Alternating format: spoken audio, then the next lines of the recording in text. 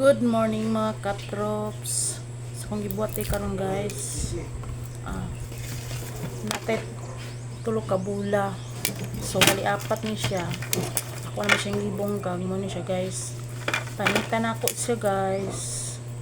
Panitan tapos panitan ako siya diri. So ito na yung gipanitan ako. Lamang ko'y brag nakibutilya dala ko siya sa lang gipanitan na dala ko siya sa loob. Tapos guys, ito yung brag na ginagamit ko guys. Ano siya, dala ko siya ibutang kung mga gipanitan nga ahos dali siya.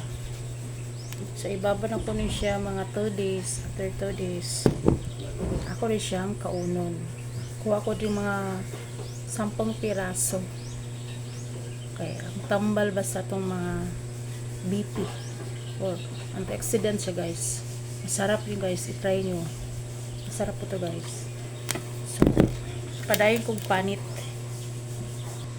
So ang mga pinanitan rin ako dito guys. Meron pa akong 3 bulang hindi pa natapos. So wala pa nakatilaw dani guys. Halang yun na siya permiro ni mong kaon. Halangan di ka murag di ka ganan mo kaon ba, pero habang tumatagal lami na siya kaunon. So ikaw kung kursunada ka mo kaon, ganan ka dani, magsige ka nagkaon. Try nyo guys, diba masarap to guys. So ayan na guys, tapos na akong gipanitan. So ito na yung finished product na ko guys. So ayan guys, ibabad ko na siya ng 2 days. After 2 days pwede na siyang kainin.